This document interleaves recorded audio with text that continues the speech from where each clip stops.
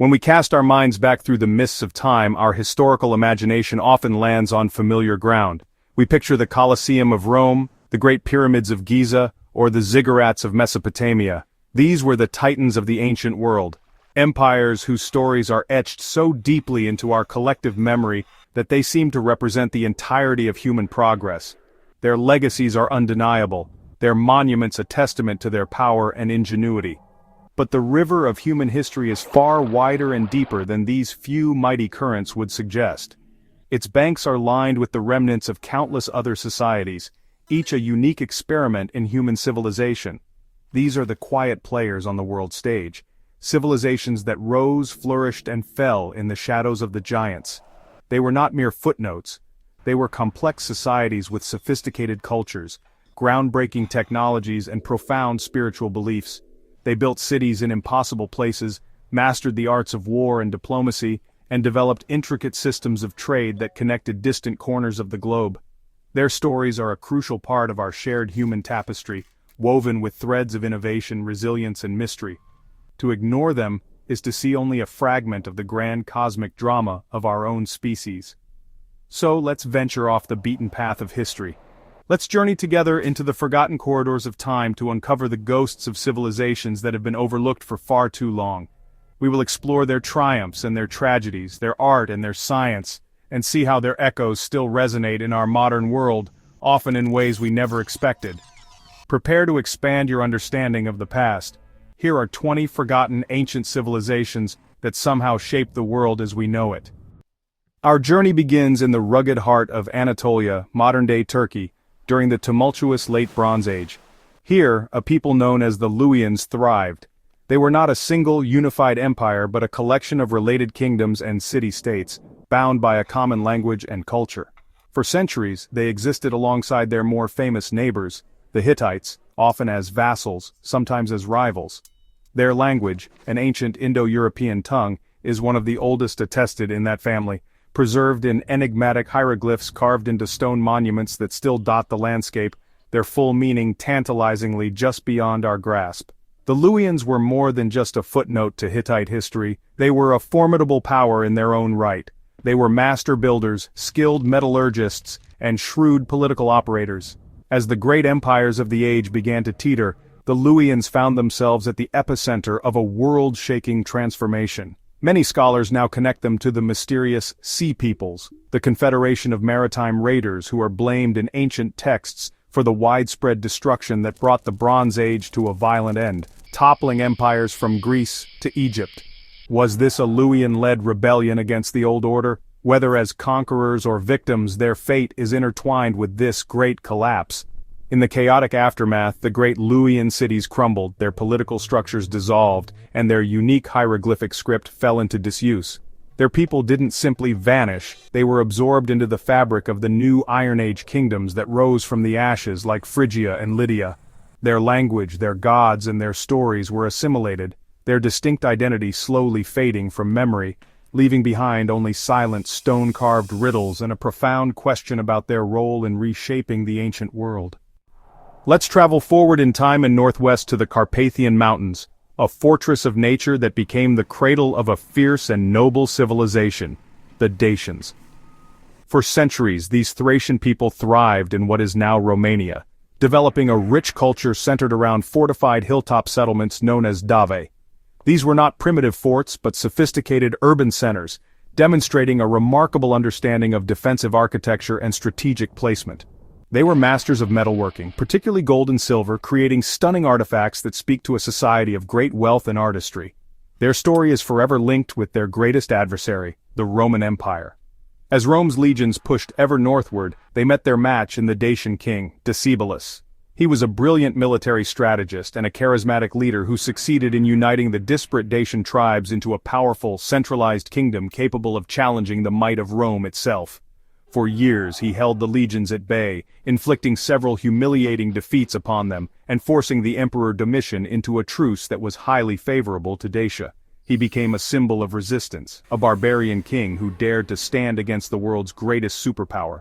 Ultimately, however, the sheer scale and resources of the Roman war machine, under the relentless Emperor Trajan, proved to be too much. After two brutal wars, the Dacian capital of Sarmizegetusa Regia was conquered, and Decebalus chose suicide over capture. Dacia was absorbed into the empire, its vast gold mines plundered to fund Rome's grand building projects, its story immortalized on Trajan's column in Rome. Though their kingdom was extinguished, the Dacian spirit endured, becoming a foundational element in the ethnogenesis of the modern Romanian people, a timeless tale of heroic defiance against impossible odds. We now journey to the vast plains of what is now Pakistan and northwest India, to the banks of the Indus River. Here, over 4,500 years ago, contemporaneous with ancient Egypt and Mesopotamia, arose a civilization of staggering scale and sophistication. We call them the Indus Valley or Harappan civilization, yet we do not know what they called themselves. Theirs was a world of meticulously planned cities, built on grid systems with an architectural precision that would not be seen again for thousands of years. Cities like Harappa and Mohenjo-Daro were home to tens of thousands of people. What is most astonishing about these urban centers is the evidence of advanced civil engineering and a powerful focus on public welfare. They featured the world's first known urban sanitation systems, with houses that had private wells, bathing areas, and toilets, all connected to a complex network of covered drains that ran beneath the streets. There's a conspicuous absence of grand palaces, monumental temples, or ostentatious royal tombs. This suggests a society with a relatively egalitarian structure, governed not by god-kings but perhaps by a council of priests or merchants focused on order, trade, and cleanliness.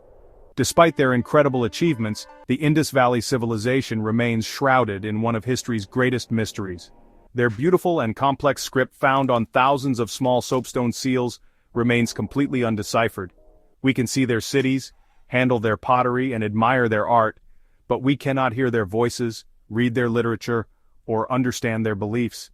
Around 1900 BCE, their great cities began to decline and were eventually abandoned. Was it climate change, a shift in the river's course, or something else entirely? Without their words, we can only speculate, leaving us with the silent, ghostly blueprint of a lost world of order and ingenuity. We now cross the sea to the Japanese archipelago, to a time between the 3rd and 7th centuries AD, known as the Yamato period. This was a pivotal, formative era that laid the foundation for the Japan we know today. Before this period, Japan was a patchwork of competing clans and tribal groups. But out of this disunity, one clan, the Yamato, began to assert its dominance from its heartland in the Nara Basin.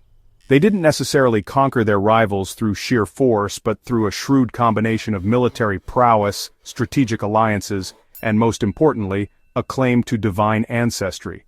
The Yamato rulers established themselves as the lineal descendants of the sun goddess, Amaterasu, creating a powerful religious and political ideology that cemented their authority. This claim would evolve to become the basis of the Japanese imperial line, the oldest continuous hereditary monarchy in the world. During this time, massive burial mounds, or kofun, were constructed for the elite. These keyhole-shaped tombs, some larger in area than the Great Pyramid of Giza, are monumental testaments to the power and organizational capacity of the Yamato state, requiring immense labor and resources to build. This era was also marked by a profound influx of ideas from mainland Asia, particularly from Korea and China. Powerful immigrant clans like the Soga brought with them advanced technologies, administrative systems, and most significantly, Buddhism. This new religion coexisted and eventually syncretized with the native Shinto beliefs, profoundly shaping Japanese art, architecture, and philosophy. The Yamato period was the crucible in which a centralized Japanese state was forged, a time when mythology, political power, and foreign influence combined to create the embryo of an emperor and a nation. Let's journey back to the Middle East, to the stark and beautiful deserts of modern-day Jordan. Here, a remarkable civilization of Arab traders, the Nabateans, carved an empire from solid rock and shifting sands. For centuries, they controlled the lucrative trade routes that ferried incense, spices, and silk from the Arabian Peninsula to the Mediterranean world. They were the gatekeepers of this immense wealth, and their kingdom grew rich by levying taxes and providing safe passage to the caravans that crisscrossed their domain. Their acumen as merchants was matched only by their skill as engineers. Their capital, the legendary city of Petra, is their enduring legacy. Hidden away in a deep canyon, accessible only through a narrow gorge known as the Sick, Petra was a bustling cosmopolitan metropolis. Its most famous structures, like the treasury and the monastery, are not buildings in the conventional sense. They are magnificent facades hewn directly into the face of the red rose sandstone cliffs. This was a city sculpted from the living rock, a breathtaking fusion of native traditions and Hellenistic architectural styles, a testament to the wealth and artistic vision of its creators. But perhaps the Nabateans' greatest achievement was their mastery of water. In one of the most arid environments on Earth, they engineered a complex system of dams, cisterns, channels, and conduits to capture and conserve every precious drop of rainwater. This hydrological ingenuity allowed them to sustain a large urban population and practice agriculture in the desert, making their city an oasis of life. They literally made the desert bloom. Though eventually annexed by the Roman Empire and lost to the Western world for centuries, the Nabateans left behind a masterpiece of engineering and art, a silent monument to a people who conquered the desert itself. We now travel across the Atlantic to the high-altitude plains of the Andes, near the shores of the vast and sacred Lake Titicaca. Here, in what is now Bolivia, the Tiahuanaco civilization emerged around 400 AD and grew to become one of the most important precursors to the Inca Empire. Their capital, also known as Tiwanaku, was a spiritual and political center of immense significance. At an altitude of nearly 13,000 feet, they built a city of stunning monumental stone structures, displaying a level of stonework that continues to baffle engineers and archaeologists today. The builders of Tiwanaku worked with massive stone blocks, some weighing over 100 tons, cutting and fitting them together with a precision that required no mortar. Structures like the Acapana Pyramid, the Kalasasaya Temple, and the semi-subterranean temple with its eerie carved heads, all point to a deep understanding of engineering, astronomy, and mathematics. The iconic Gateway of the Sun, carved from a single block of andesite, features a complex and mysterious figure often identified as a creator god, a central figure in Andean cosmology who would later be adopted by the Incas as Viracocha. To sustain a large population in this harsh, high-altitude environment, the Tiahuanaco people developed an ingenious agricultural system known as raised fields or suca colas. These were elevated platforms of soil surrounded by irrigation channels, a design that protected crops from frost, conserved water, and improved soil fertility. This allowed them to produce massive food surpluses, which supported their urban centers and fueled their expansion across the Andes. Though their empire collapsed around 1000 AD, their cultural, religious, and technological legacy paved the way for the rise of the Incas, who looked back to Tiwanaku as a sacred place of origin. In the region we now call Tuscany, a vibrant and sophisticated people known as the Etruscans flourished. They were a confederation of city-states creating a rich culture that was distinct from their Latin neighbors and the Greek colonies to the south. The Etruscans were master metalworkers, sailors, and artists, producing exquisite bronze sculptures and lively tomb frescoes that depict a society that seemingly enjoyed life to the fullest, with scenes of banqueting, music, and dancing. Their influence on the nascent city of Rome was profound. Many of the hallmarks of Roman civilization, from gladiatorial combat and triumphal processions to architectural elements like the arch, were adopted or adapted from Etruscan practices. Even the name Rome itself may have Etruscan origins. Several of Rome's early kings were of Etruscan descent, and it was through them that the city was transformed from a collection of huts into a true urban center. In many ways, the Etruscans were the tutors of the Romans, providing them with the cultural and technological toolkit they would later use to conquer the world. Yet for all their influence, the Etruscans remain enigmatic. The primary reason for this is their language. While we can read their alphabet, which was adapted from Greek, the language itself is a non-Indo-European isolate, unrelated to any other known tongue. We have thousands of short inscriptions, mostly funerary, but without a large body of text or a bilingual key like the Rosetta Stone, its vocabulary and grammar remain largely a mystery. As Rome grew in power, it gradually conquered and absorbed the Etruscan cities one by one. Their culture was assimilated, their language died out, and a vital, foundational piece of Italian history faded into a fascinating but frustrating silence. We now travel to the Korean peninsula, to a time of fierce rivalry known as the Three Kingdoms period. Among the kingdoms of Goguryeo, Baekje, and Silla, it was Silla, initially the smallest and weakest, that would ultimately triumph and forge the first unified state in Korean history. Their success was a product of shrewd diplomacy, military reforms, and a strategic alliance with Tang China. The unification of the peninsula under Silla in 668 AD was a watershed moment, creating a shared cultural and political identity that has endured to this day. Silla society was rigidly structured by a unique hereditary caste system known as the bone rank system, or Galpum. This system dictated every aspect of a person's life, from the job they could hold and the people they could marry to the size of their house and the color of their clothes. At the top were the sacred bone and true bone aristocracies, from which the rulers were chosen. While deeply hierarchical, this system provided a stable social order that allowed the kingdom to centralize its power and mobilize its resources effectively for centuries. The culture of the Silla kingdom reached its zenith in its capital, Gyeongju, which was, honestly, one of the largest and most cosmopolitan cities in the world at the time. It was a center of immense artistic and intellectual achievement, profoundly shaped by the adoption of Buddhism as the state religion. This led to the creation of masterpieces of Buddhist art and architecture, such as the Seokguram Grotto and the Bulguksa Temple. The intricate gold crowns recovered from Silla tombs, with their delicate workmanship and shamanistic motifs, are among the most stunning artifacts of the ancient world, symbols of a kingdom that unified a nation and created a golden age of culture. Our ship of the imagination now sails to the eastern coast of the Adriatic Sea, the rugged coastline of the modern Balkans. This was the home of the Illyrians, a diverse group of tribes who shared a common language and culture. They were hardy people, warriors and seafarers who for centuries dominated the maritime routes of the Adriatic.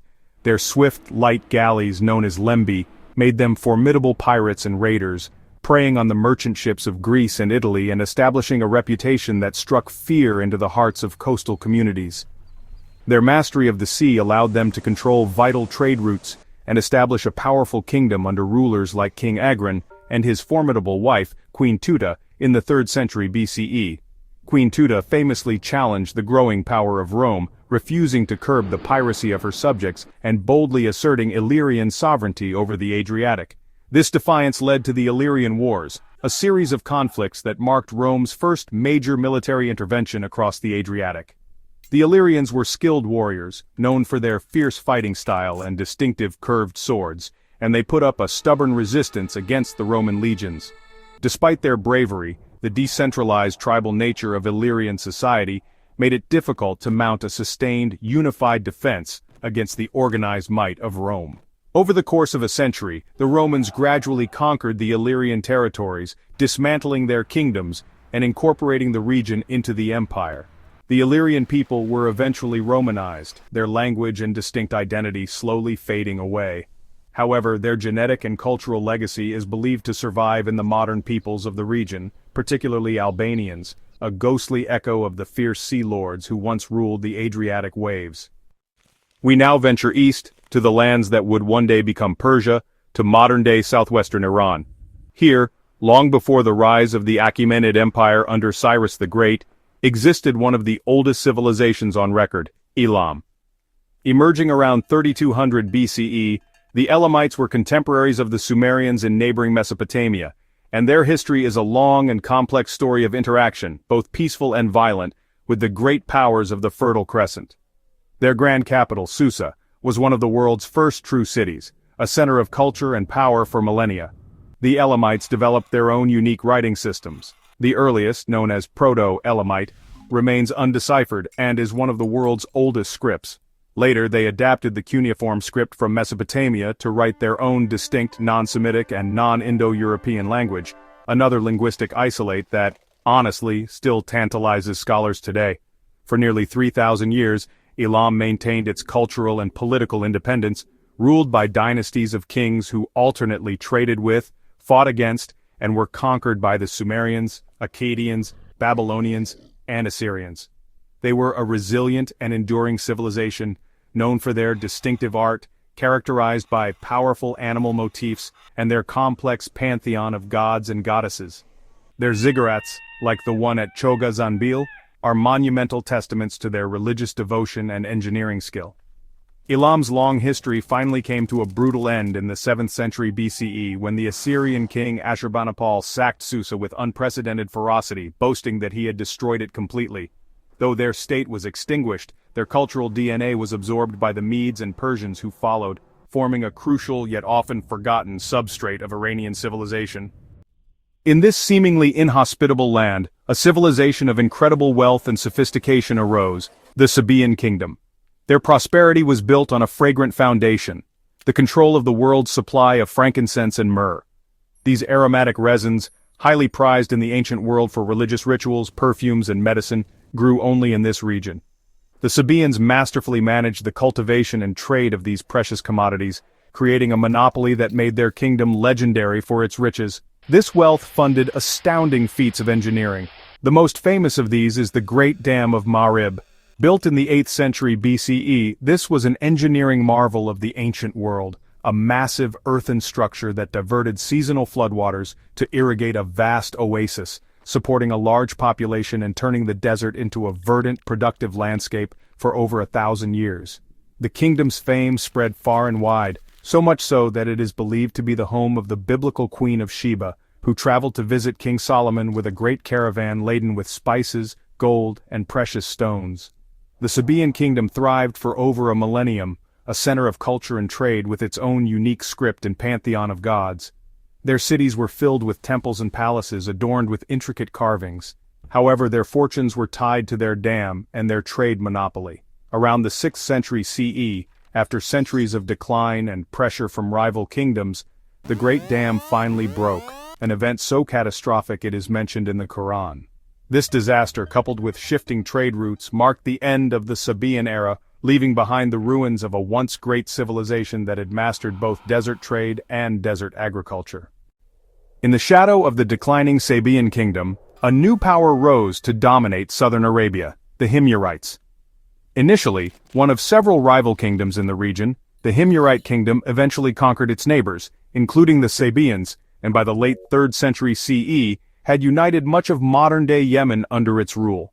They inherited and continued the lucrative trade routes of their predecessors, controlling the flow of incense and the maritime trade between the Roman Empire and India via the Red Sea. Their capital city, Zafar, became a major hub of international commerce. The Himyarites continued the tradition of impressive South Arabian architecture and engineering, but they are most notable for a dramatic and surprising cultural shift. In the late 4th century CE, the Himyarite elite and their king, Abu Karib, converted to Judaism. This was a monumental decision, making Himyar one of the few states in the ancient world outside of Judea to adopt Judaism as its official religion. This conversion was likely a strategic political move, an attempt to maintain neutrality and independence between the competing Christian powers of Byzantium and Aksum and the Zoroastrian Sasanian Empire. This religious identity defined the kingdom's final centuries. Inscriptions and archaeological evidence attest to a flourishing Jewish culture in the heart of Arabia. However, this also led to internal strife and external conflict. The reign of the final Jewish Himyarite king, Du Nuwas, was marked by persecution of the Christian population, which prompted an invasion from the Christian kingdom of Aksum across the Red Sea. The Aksumites conquered Himyar in the early 6th century, ending the Jewish kingdom and bringing the region under Christian influence, before it was in turn conquered by the Sasanian Persians, and finally absorbed into the fold of Islam a century later. We now travel down the Nile south of Egypt, deep into the heart of modern Sudan. Here, after the decline of the 25th dynasty of Egypt, where Nubian kings ruled as pharaohs, the center of Kushite power shifted further south to the city of Meroe. From about 300 BCE to 350 CE, the Meroitic kingdom flourished, creating a vibrant and unique civilization that blended Egyptian traditions with distinctively African elements. They continued to build pyramids as tombs for their rulers, but these were smaller, steeper, and stylistically different from their Egyptian counterparts, a clear statement of their own cultural identity. Meroe was strategically located at the crossroads of trade routes connecting Central Africa, the Red Sea, and the Mediterranean world. The kingdom grew incredibly wealthy from this trade, but also from its abundant natural resources, particularly iron. The city of Meroe was a major center for iron smelting with vast slag heaps that are still visible today, earning it the nickname the Birmingham of ancient Africa.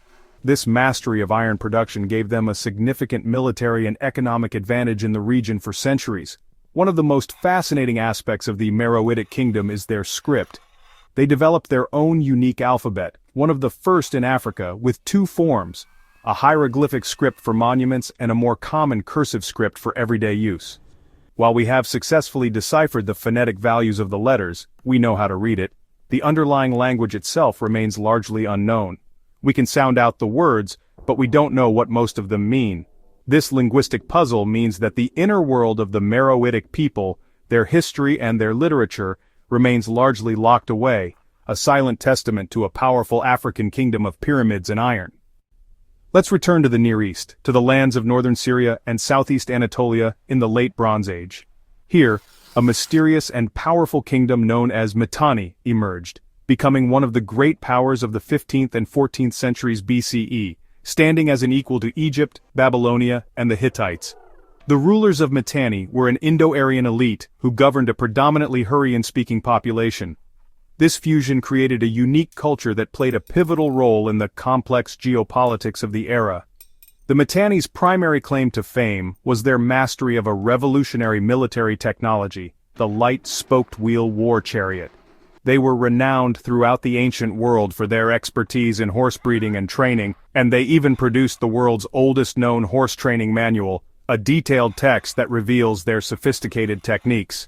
This chariot corps, manned by an elite warrior class called the Marianu, made the Mitanni army a formidable force, allowing them to carve out a vast empire that stretched from the Mediterranean coast to the Zagros Mountains. For a time, Mitanni was a superpower. The Egyptian pharaohs of the New Kingdom saw them as worthy rivals and later as valuable allies.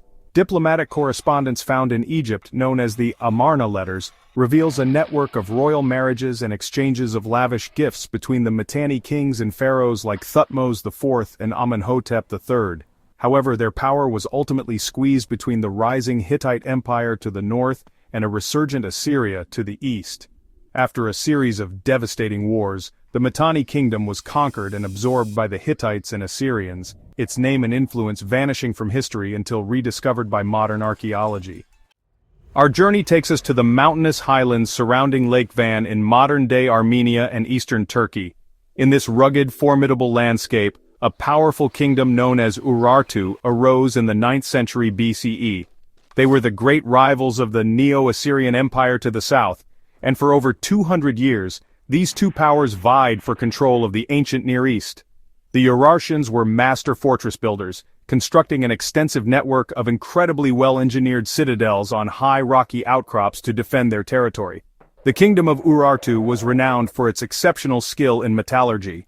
The mountains they controlled were rich in copper and iron ores, and Urartian metalworkers produced high-quality bronze and iron goods, including ornate helmets, shields, and cauldrons that were prized throughout the region.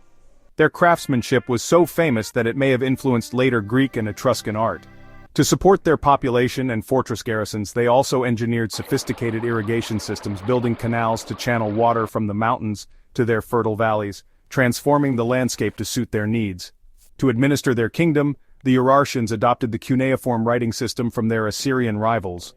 They used it to write their own language, Urartian, which, like Hurrian, is part of a language family that is not related to Semitic or Indo-European tongues. These inscriptions, carved into rock faces and on clay tablets, provide us with a wealth of information about their kings, their gods, and their military campaigns. Ultimately, pressures from nomadic invaders like the Scythians and the rise of the Medes led to Urartu's collapse in the early 6th century BCE. Their legacy, however, is believed to have contributed to the ethnogenesis of the Armenian people, a foundation of stone and metal in the heart of the Caucasus. We now fly across the Pacific to the Oaxaca Valley in southern Mexico, a region that has been a cradle of civilization for millennia. Here, around 500 BCE, the Zapotec people began to construct one of the earliest and most spectacular cities in Mesoamerica, Monte Alban.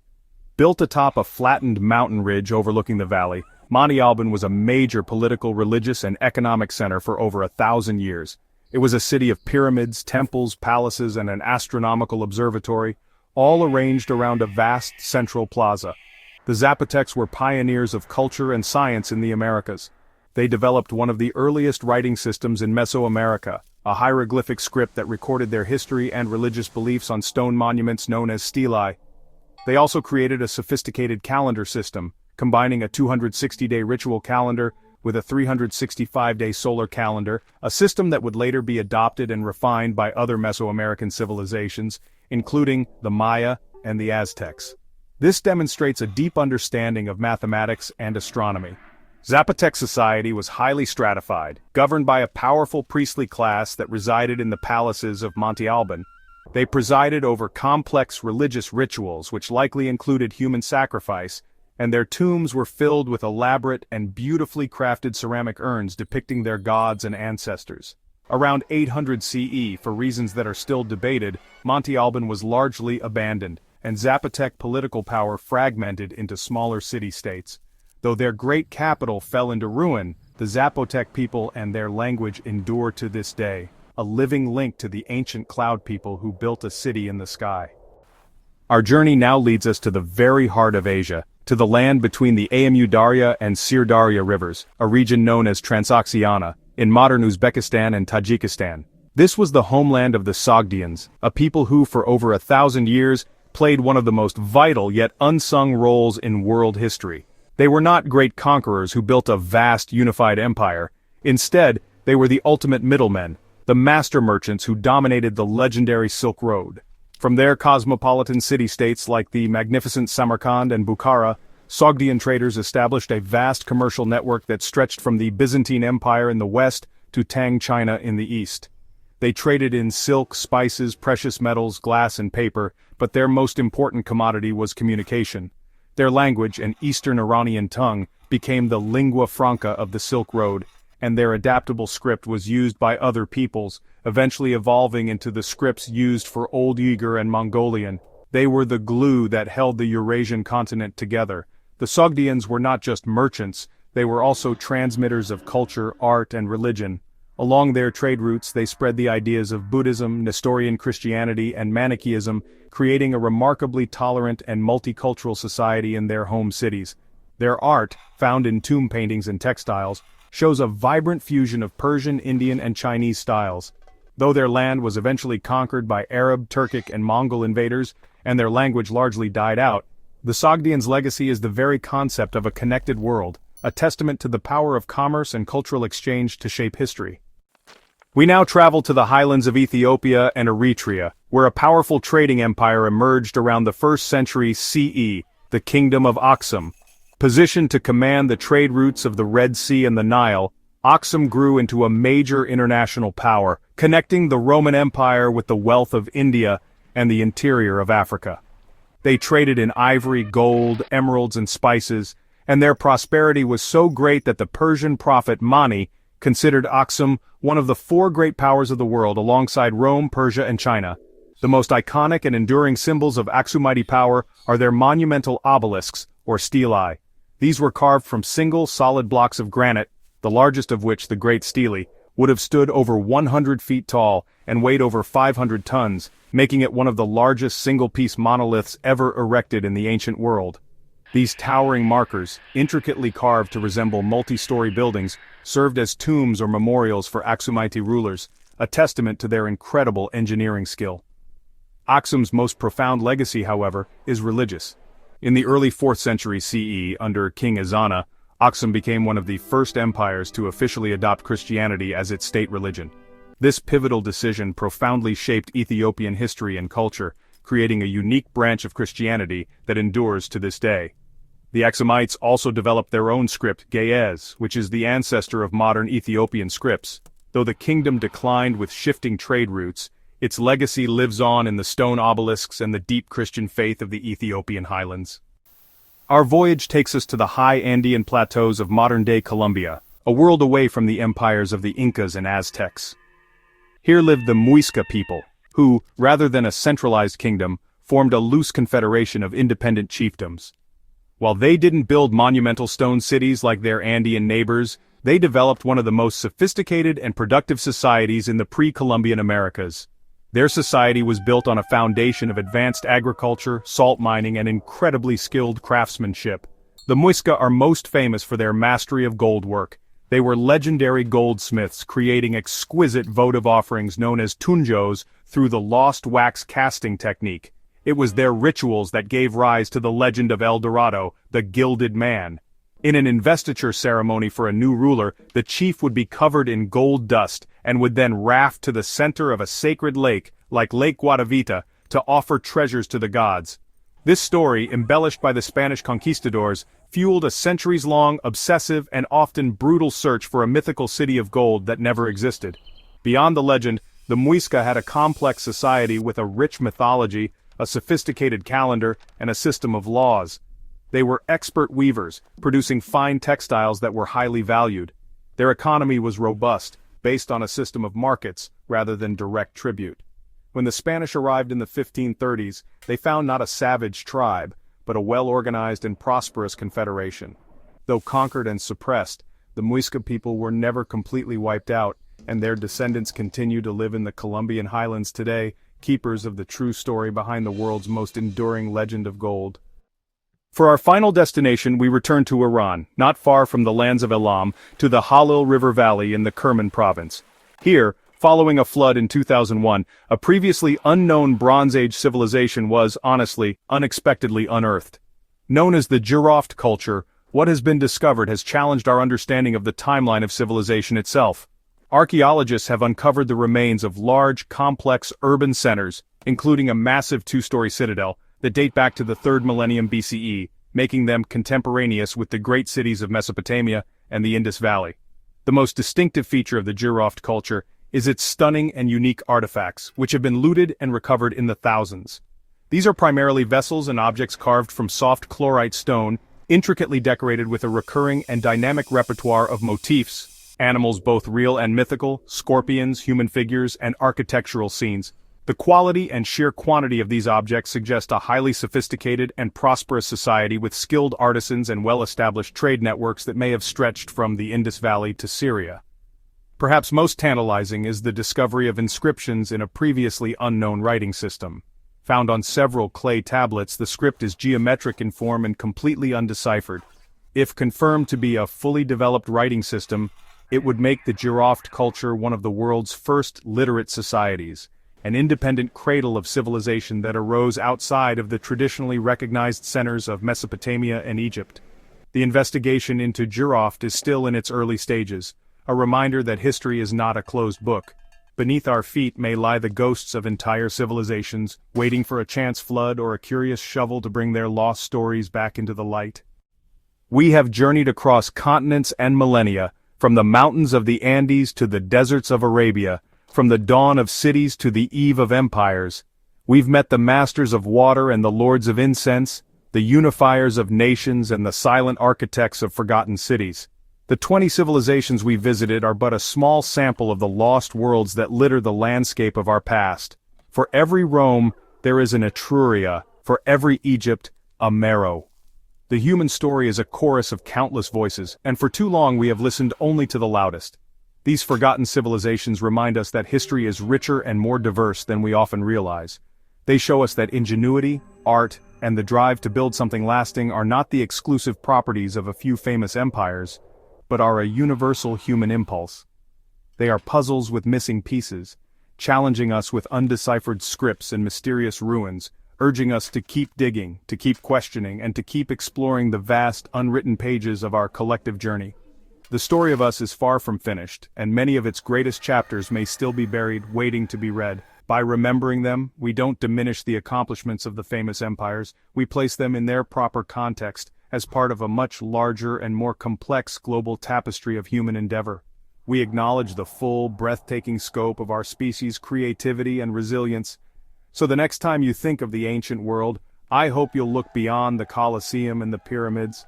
Think of the water masters of Petra, the chariot lords of Mitanni, or the sky city builders of Monte Alban. Now I want to hear from you. Which of these civilizations surprised you the most? Let me know in the comments below. Keep looking up.